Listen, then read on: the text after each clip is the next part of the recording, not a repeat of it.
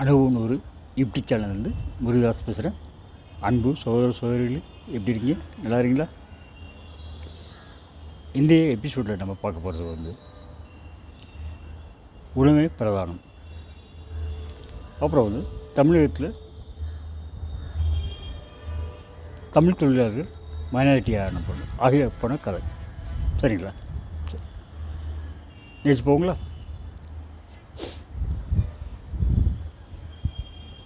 ஒரு மில்லை நான் சீனியர் மேனேஜராக வேலை பார்த்துருந்தேன். அங்கேயே குவார்ட்டர்ஸில் தங்கி கேண்டி சாப்பாடு சாப்பிட்டு ஒரு முறை ஊருக்கு வந்துட்டு போயிருந்தேன். ஏற்கனவே நிறைய பதிவு பண்ணியிருக்கேன். சரி, அங்கே எப்படின்னா லன்ச் அவர் இருக்கு இல்லையா, அது தொழிலாளிகளுக்கு அரை மணி நேரம், அது ஒரு 2 மணி நேரம் நீடிக்கும். இப்போ காலையிலன்னா 10 மணிலேருந்து 12 மணி முடியும். ஒவ்வொரு பேட்சாக போவாங்க, 10 to 10, 10 to 11, 11 to 12 அப்படின்ட்டு. சரிங்களா? அந்த மாதிரி ஒரு ஈவினிங் பேட்சுங்க. ஈவினிங் பேட்ச் பார்த்திங்கன்னா 7 மணிலேருந்து 9 மணியே சாப்பிட்டேன். சரிங்களா? நான் ஒரு நாள் 8 மணி போல் சாப்பிட்ருந்தேங்க, கேண்டீனில் சாப்பிட்ருந்தேன். ஒரு 8:10க்கு தொழிலாளிகள் என்கிட்ட வந்தாங்க, கேண்டீனே வந்தாங்க. சார், எங்களுக்கு சாப்பாடு இல்லை சார் அப்படின்ட்டு.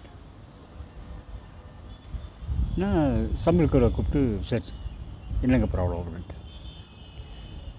இல்லை சார், இன்றைக்கி புரோட்டா குருமா போட்டுருவோம், இந்த ஃப்ரிட்ஜ் ஓட்டி பாடுறாங்களே 2 மணி நேரம் 3 மணி நேரம், அவங்களாம் நிறைய பாட்டாங்க, அவங்களும் சாப்பிட்டாங்க. இன்னொன்று டேஸ்ட் இருந்ததில்ல, வழக்கமாக 3 இல்லை 4 சாப்பிடுவாங்க, மேற்கொண்டு 1 2 வாங்கி சாப்பிட்டாங்க.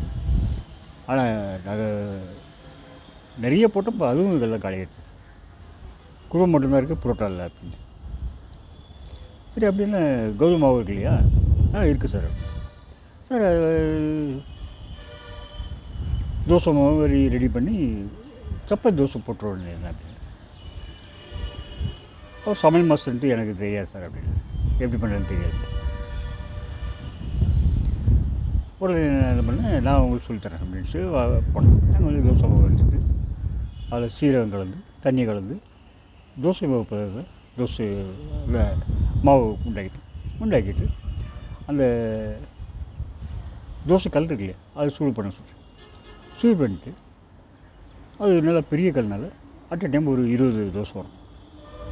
20 தோசை ஊற்ற சொல்லிட்டு தொழிலாளிகிட்ட, இப்போ சப்பாத்தி தோசை இப்போ தருவார். இப்போ நீங்கள் வெளியே போய் சாப்பிட்டு வரவங்க உங்களுக்கும் டைம் பற்றாது இல்லைங்களா, வெளியே போய் ஹோட்டலில் போய் சாப்பிட்ருக்கு. அதனால் முதல்ல ஒவ்வொரு தோசையை வாங்கி சாப்பிடுங்க, அடுத்த செட்டு ரெடி ஆகிடும் அப்படின்னு சொல்லி அவங்கள்ட்ட சொல்லிட்டேன். அவங்க சரிங்க சார் அப்படின்னாங்க. அப்புறம் டிபார்ட்மெண்ட்டு போய் அதில் ஃபோர்மன், அந்த டிபார்ட்மெண்ட்டில் ஃபுல்லாக ஃபோர்மன்கிட்ட பிரச்சனையை சொல்லிட்டு, இந்த மாதிரி அவங்க 10 நிமிஷம் லேட்டாக தான் வருவாங்க. ஸோ அடுத்த பிட்ச் 10 நிமிஷம் லேட்டாக போகும், அதை அட்ஜஸ்ட் பண்ணிக்கங்க அப்படின்னு சொன்னாங்க. சரிங்க சார் அப்படின்னாங்க. அதே மாதிரி கரெக்டாக சுமூகமாக எல்லாம் முடிஞ்சது, எந்த பிரச்சனை இல்லாமல் முடிஞ்சது. அப்புறம் ஜிஎங்க என்ன நடந்தது அப்டேட் பண்ணிட்டேன். ஓகேங்க. இன்னும் சில மாதங்கள் கழிச்சு என்ன பண்ணேன்னா, ஒரு காஸ்ட்லியான மிஷின் ஒன்று ரிப்பேர் ஆகிடுச்சு. அது சர்வீஸ் சரி பண்ணணும் அப்படிங்கிறதுக்கு மும்பையிலேருந்து ஒரு சர்வீஸ் இன்ஜினியர் வந்ததுமே அந்த சர்வீஸ் இன்ஜினியரை நல்ல விதமாக கவனித்து அவர்கிட்ட ஒர்க்கு எக்ஸ்ட்ரா பண்ணுற பொறுப்பு என்கிட்ட கொடுத்துருந்தாங்க. ஏன்னா நான் ஏற்கனவே மும்பையில் இருந்தனாலையும் ஹிந்தி நல்லா பேசுனாலையும் என்கிட்ட பொறுப்பு கொடுத்தாங்க. அந்த சர்வீஸ் இன்ஜினியர் மில்க் குவார்ட்டர்ஸில் தங்கியிருந்தார், கேண்டீனில் சாப்பிட்டுருந்தார். எனக்கு இந்த கேண்டீன் சாப்பாடே போதும் அப்படின்ட்டு. சரின்ட்டு ஒரு நாள் வேலை அலுவலகம் முடிஞ்சிருந்து 7:30 மணி போல் கேண்டீனில் நானும் அவரும் சாப்பிட்டு, அவரை கூப்பிட்டு சாப்பிட சொல்லியிருந்தேன். சாப்பிட்டு லிஸ்ட்டு நல்லா இருந்துச்சு, நல்லா ரசித்து சாப்பிட்டு அவருடைய ரூம் போயிட்டார். நான் கொஞ்சம் அலுவல் பாக்கி இருந்தால என்னுடைய கேபினில் போய் உட்காந்து வேலை பார்த்தேன். ஒரு 8:15 மணி போல் ஒரு ஹிந்தி தொழிலாளி வந்தார், கான்ட்ராக்ட் தொழிலாளி. கையில் சாப்பாடு தட்டு ஒரு 1.5 சப்பாத்தி பாக்கி இருந்தது, கையும் கழுவாமல் அப்படியே வந்தார். என்னுடைய கேபினுக்குள்ள வந்தார். சார், என்ன சார் இது, இந்த சப்பாத்தியை மனுஷன் சாப்பிட்றோம் சார் அப்படின்னு. எனக்கு வந்து அப்போ தான் நான் ரசித்து சாப்பிட்டு வந்திருக்கேன் சொன்னார். ஆனால் அந்த அவர் தொழிலாளியை பார்த்தா தகராறு பண்ணுற மாதிரி இல்லை, வம்புக்குன்னே சொல்கிற மாதிரி இல்லை. சரி அப்படின்ட்டு எங்கள் கூட பார்க்கலாம் அப்படின்ட்டு அந்த 1.5 சப்பாத்தி நானும் சாப்பிட்டேன். நல்லா நல்லா இருக்குது அப்படின்னு. இங்கே இருக்கிற நல்லா இருக்குது சார், நீங்கள் வந்து அங்கே கேண்டீன் வந்து பாருங்கள் அப்படின்னு. சரி இப்போ வா போகலாம் அப்படின்ட்டு அவர் அப்படியே கையோடு அழைச்சிட்டு போய் அங்கே கேண்டீனில் வச்சுப்பாங்களே அந்த சப்பாத்தியில் இல்லை ஒரு சப்பாத்தியை கூட அப்படின்ட்டு ஒரு சப்பாத்தியும் குருமா ஊற்றி அங்கேயும் சாப்பிட்டேன். அவர் மாதிரி சாப்பிட்டேன். நல்லா என்ன பிறகு நானே சாப்பிட்றத பார்த்து எதுவும் பதில் பேசாமல் அவர் சாப்பிட்டு போயிட்டார். அதே மற்ற தொழிலாளியும் சாப்பிட்டு போயிட்டாங்க. அப்புறம் வந்து ஒரு மணி நேரம் 2 மணி நேரம் கழிச்சு அந்த தொழிலாளியை கூப்பிட்டு வந்த லேபர் கான்ட்ராக்டர் இருப்பார், அவர் என்னுடைய கேபின் கூப்பிட்டு ஒரு லெஃப்ட் ரைட்டு எல்லாம் வாங்க. ஏன்ப்பா என் கூட ஒருத்தர் சாப்பிட்டுருக்கார்ல ஹிந்திக்காரர், மும்பையில் வந்திருக்கார், அவருக்கு வந்து மாத சம்பளம் வந்து 50,000, இப்போ வந்து 20 லட்சம் ரூபா 2 லட்சம் ரூபா இருக்கும். அவருடைய மதிப்பு வந்து இப்போ 2 லட்சம் இருக்கும். அவருக்கு வந்து கம்பெனி வந்து ஃப்ளைட்டில் போய்ட்டு வர டிக்கெட் எடுத்து கொடுத்துருக்கு இல்லையா. அவரே வந்து இந்த இதுவும் பந்தா காட்டாமல் இதே சப்பாத்தி தான் சாப்பிட்டார். நானும் அதே சப்பாத்தி சாப்பிட்டேன். நீ என்ன சாப்பிட்றது என்ன இருக்குது அப்படின்னு நல்லா சொல்லிட்டு அந்த லேபர் கான்ட்ராக்டரும் அவங்க தெரிஞ்ச இல்லை இவ்வளோ திமிர் பண்ணுறேன், வீட்டில் ஒன்றும் இல்லைன்னு சொல்லி தானே நான் கூப்பிட்டு வந்தேன் அப்படின்ட்டு அவருக்கு முடிஞ்சது அவர் சத்தம் போட்டார். ஸோ அப்புறம் வந்து எந்த பிரச்சனையும் வரவே இல்லை. சரி ஓகே. இன்னும் சில வருஷங்கள் கழிச்சு ஒரு கம்பெனியில் ஜென்ரல் மேனேஜர் வேலை பார்த்தேன். இங்கே முன்ன கம்பெனியாவது எனக்கு சொல்லியிருந்தாங்க, மேனேஜ்மெண்ட் சொல்லியிருந்தாங்க, கொஞ்சம் பார்த்துங்க செகண்ட் பார்த்துங்கன்ட்டு. இப்போ அடுத்து இந்த கம்பெனியில் வந்து நாங்கள் ஜென்ரல் மேனேஜர் வேலை வரல, பொறுப்பே நான் எடுத்துக்கிட்டேன். நானே சுயமாக எடுத்தேன். சரி நல்ல உணவு கொடுக்கணும். நிர்வாகம் வந்து நல்ல அருமையான நிர்வாகம். தொழிலாளிகள் நல்லா இருந்தால் தான் நம்ம நல்லா இருக்க முடியும் அப்படிங்கிற ஒரு சித்தாந்தம். அதனால் கேண்டீனில் வந்து நல்ல தரமான உணவு, தரமான அரிசி எல்லாமே தரமாக இருக்கும், அதை வாங்கி கொடுவாங்க. இதுக்குமே வந்து இல்லைங்கிற மாதிரி வராது, அந்த மாதிரி பண்ணுவாங்க.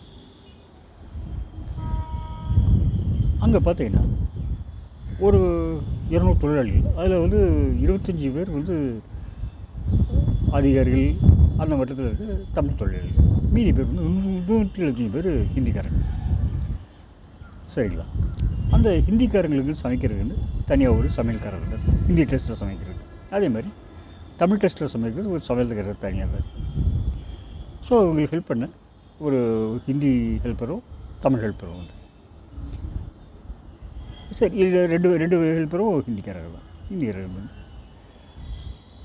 இது நம்ம தமிழ் சமையல்காரர் வந்து ரொம்ப நல்லா சமைப்பாருங்க, சும்மா சொல்லக்கூடாது. அவர் பூரி மசாலா வச்சாருன்னா ஏடிபி மசாலா பூரி மாதிரியே இருக்கும், அவ்வளோ டேஸ்ட்டாக இருக்கும், எல்லாமே விரும்பி சாப்பிடுவாங்க. சரி ஓகே. இப்போது இல்லை எல்லாம் சுமூகமாக போய்ட்டு இருந்தது. நான் 3 வேளை அங்கே சாப்பிட்றதில்ல. கொஞ்சம் டேஸ்ட்டு குறைஞ்ச கூட என்ன இது இப்படி இருக்குது அப்படின்ட்டு ஒரு மாஸ்டர் கேட்டுருவேன். அந்த பயத்தில் அவங்களும் நல்லா பண்ணுவாங்க. சரிங்களா. எப்படி இருக்கும்போது இந்த தமிழ் சமையல்காரர் ஒரு நாள் வந்து கேட்ட தன்னுடைய மன வருத்தத்தை சொன்னார். சார் இந்த சில ஹிந்திக்கார பசங்க நம்ம ஹிந்தியில் பேசி கலாய்க்கிறாங்க சார், ரொம்ப கேலி பேசுகிறாங்க அப்படின்னு. எனக்கு ஹிந்தி தெரியாதனால நான் பதில் சொல்ல முடியல, நீங்கள் கொஞ்சம் பாருங்கள் சார் அப்படின்னு. அவர் நல்ல வயசானவர் இருக்கு, வயசானவர் நல்லா சுவையாக சமைச்சு பாருங்கள். சரி நான் பார்த்துக்கிறேங்க, நீங்கள் கவலைப்படாதீங்க, நான் பார்த்துக்கிறேன். அப்புறம் வந்து அந்த எல்லா ஹிந்தி தொழிலாளியும் அவங்க கூப்பிட்டு வந்த லேபர் கான்ட்ராக்டர் கேபினில் கூப்பிட்டேன். கேபினில் கூப்பிட்டு கேண்டீனில் சாப்பாடெலாம் எப்படிப்பா இருக்குது? நல்லா இருக்குது சார், எந்த குறையும் இல்லை சார். யாரோ ஒருத்தர் வந்து தமிழ் சமையல்காரர் வந்து கேலி பேசுறீங்களாமே அப்படின்றார். மௌனமாயிட்டாங்க, எல்லாம் மௌனமாயிட்டாங்க. நம்ம நமக்கே ஊரில் குழப்பம் இல்லைன்னு சொல்லி இங்கே இவ்வளோ தூரம் வந்திருக்கோம். இப்போ நான் கூட இப்போ மனைவி மக்கள்லாம் விட்டு தான் வந்திருக்கேன். என்கிட்ட 1 கோடி ரூபா இல்லை, நான் பேங்கில் போட்டு வட்டியை வாங்கி கால் மேலே கால் போட்டு தூங்கிட்டுருப்பேன், விட்டதை பார்த்து தூங்கிட்டுருப்பேன். இந்த மாதிரி வேலைக்கு வந்து இப்போ அடல் பண்ண வேண்டிய அவசியம் இல்லை. உங்கள்கிட்ட ஆள் 1 கோடி இருந்தால் நீங்களும் அந்த மாதிரி பண்ண போகிறீங்க. ஸோ இப்போ வேலைக்கு அங்கேருந்து வந்த நமக்கு வேலைக்கு 3 வேளைக்கு சமைச்சு போடுறது, அதுவும் நல்லா சுவையாக சமைச்சு போடுறது. பொதுவாக வந்து சமைச்சு போடுறதே வந்து அம்மாவுக்கு சமானம். உங்கள் அம்மாவை இந்த மாதிரி தான் கேள்வி பேசுவியா அப்படின்னு சொன்னோமே எல்லாம் இருக்குது. பெப்சி பண்ணிட்டு அவங்க லேபர் கான்ட்ராக்டு, சார் நீங்கள் கவலைப்படாதீங்க சார், இனிமேல் இந்த மாதிரி நடக்காது சார் அப்படின்னு எல்லாம் கலைஞ்சு போயிட்டேன். அடுத்து பார்த்திங்கன்னா ஒரு வாரம் கழிச்சு அதை தமிழ் சமையல்காரர் சார் இப்போல்லாம் பசங்க நல்ல ஃப்ரெண்ட்ஸாக பேசுகிறாங்க சார், ஒன்றும் பிரச்சனை இல்லை சார், எனக்கு கொஞ்சம் ஹிந்தி கற்றுத்தர்றாங்க, தமிழும் கற்றுக்குறாங்க சார், நீங்கள் பேசுனது நல்லா போச்சு சார் அப்படின்னாரு. ரொம்ப நன்றி சார். Okay sir. இதுக்கு பல வருடங்களுக்கு முன்னாடி ஒரு மில்லில் வந்து ஃபேக்ட்ரி மேனேஜர் இருந்தேன் சரிங்களா. அங்கே ஒரு வினோதமான செட்டப் ஏற்கனவே பதிவு பண்ணியிருக்கேன், என்ன சொல்கிறேன். மேலே வைஸ் பிரசிடென்ட் வந்து ஹிந்திக்காரங்க, கீழே வேலை பார்க்குறங்க தொழிலாளிகள் வந்து 3/4 பேர் 90% வந்து ஹிந்திக்காரங்க தான், அவங்க ஊருக்காரங்க சரிங்களா. இப்போது என்னென்ன அவர் வைஸ் பிரசிடென்ட் நிறைய பிஸியாக இருக்குல்ல, ஒரு ஹிந்தியும் தெரிஞ்ச தமிழ் மேனேஜர் ஃபேக்ட்ரி மேனேஜர் பண்ணி தெரிஞ்சிருந்தாங்க. கரெக்டாக இல்லாமல் அவங்க கண்டுபிடிப்பட்டது என்னை போட்டாங்க. ஒரு நண்பர் சிபாரிசு பண்ணி என்னை போட்டாங்க சரிங்களா. அங்கே போனீங்கன்னா அவங்க வந்து எல்லா லேபர் பர்சன் நிறைய இருந்தது. ஒவ்வொன்றா சாப்பிட்டேன். மைக்ரேஷன் ப்ராப்ளம் இருந்தது, அதை சால்வ் பண்ணி கொடுத்தது ஒரு பதிவில் போட்டுருந்தேன் சரி. இவன் பார்த்தீங்கன்னா எல்லாமே ஓரளவு பிரச்சனை முடிஞ்சிச்சு. ஒரு நாள் வந்து பார்த்திங்கன்னா அங்கே தமிழர் அதிகாரிகள் மெயினாக அவங்க வந்து ஒரு 6-7 பேர் இருப்பாங்க, மொத்தமாக 6-7 பேர் தான் இருப்பாங்க. அவங்க வந்தாங்க, எல்லாம் ஒன்று கூட வந்தாங்க என்னுடைய கேபினுக்கு.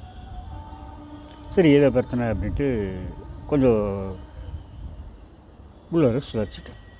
வாங்க அப்படின்னு. சார் நாங்கள் எல்லோரும் வேலையை விட்டு போகிறோம் சார். எனக்கு திட்டிக்கிட்டாச்சு, என்னப்பா டெப்சி ஆகும் அப்படின்னு. என்னங்க சார், நம்ம தமிழ்நாட்டில் இருந்துட்டு நம்ம கேண்டீன் போனால் எல்லாமே ஹிந்தி ஸ்டைலில் இருக்குது. பல சப்பாத்தி, மத்தியானம் சப்பாத்தி, நைட்டு சப்பாத்தி, ரசம் கூட இல்லை. அப்புறம் சரி 8 மணி நேரம் வேலை பார்த்து கழிச்சு போய் 8 மணி நேரம் 10 மணி நேரம் வேலை பார்த்து வீடு போனோம்னா அந்த கொஞ்சம் ரிலாக்ஸ் பண்ணுற டிவி பார்க்குறோம்னா எல்லாமே Hindi channel, TV Tamil channel பார்க்கப்பட மாட்டேங்குது. அப்புறம் எப்படி சார் மனுஷன் ரிலாக்ஸ் ஆகிறது, நீங்கள் அவங்களே வச்சு வேலை வாங்கிங்க. இது நான் வம்ப போச்சு, எல்லாம் ஒவ்வொன்றா பார்த்துட்டு குறையில்லாமல் பார்த்துக்கிறேன் நான், அதுக்காக தான் நீ மேனேஜ்மெண்ட் வச்சுருக்கு. இவங்க இந்த மாதிரி சொல்கிறாங்க, இந்த மாதிரி ஆங்கில நான் திங்க் பண்ணவே இல்லையே அப்படின்ட்டு அவங்ககிட்ட. இப்போ என்ன பண்ணலாம்ப்பா சொல்லணும், உங்களுக்கு என்ன சொல்யூஷன் என்ன பண்ணணும் சொன்னாங்க. சார் எங்களுக்குன்னு ஒரு கிச்சன் ரூம் ரெடி பண்ணிடுங்க, ஒரு டிவி ஹால் ரெடி பண்ணிடுங்க, நாங்களே சமைச்சு சாப்பிடுவோம், எங்களுக்கு எதுவும் மாஸ்டர்லாம் வேணாம், வேண்டிய பாத்திரம் சிலிண்டர்லாம் வாங்கி கொடுத்துருங்க அப்படின்னு. சரி அப்படின்ட்டு நான் மேனேஜ்மெண்ட்டில் பேசி தாராளமாக பண்ணிவிடுங்க அப்படின்னு. அதே மாதிரி உள்ளே இருந்த ஒரு ரூமை வந்து ஒழிச்சு கொடுத்துட்டு அதை வந்து சமையல் ரூமாக கன்வெர்ட் பண்ணி அவங்களுக்கு கேஸு சிலிண்டரு பாத்திரம் எல்லாமே வாங்கி கொடுத்து ஒரு டிவி ஹால் ரெடி பண்ணி கொடுத்துருச்சு, டிவி வாங்கி கொடுத்துருச்சு. அவங்க குக்கிங் ஆரம்பிச்சிட்டாங்க தமிழ் ஸ்டைலில். முதல் நாள் வந்து ஆரம்பித்த நாள் முதல்ல வந்து நீங்கள் வந்து சாப்பிட்டு அதை ஆரம்பிச்சு வைங்க சார் அப்படின்னு. சார் அப்படின்ட்டு அவங்க சமைச்சு வெஜிடபிள் பிரியாணி சமைச்சு போட்டுறாங்க. சமைச்சு ரியலி டேஸ்ட்டு அவ்வளோ அற்புதமாக இருந்துச்சு. அப்புறம் வந்து அவங்க வந்து டிவி சேனல் பார்த்து வந்து அப்புறம் இப்போ தான் வந்து நம்ம ஃபுல்லாக வந்து ரிலாக்ஷன் ஆக முடியும் சார், அவர் ரொம்ப நன்றி சார் அப்படின்னாங்க. நன்றி, வணக்கம்.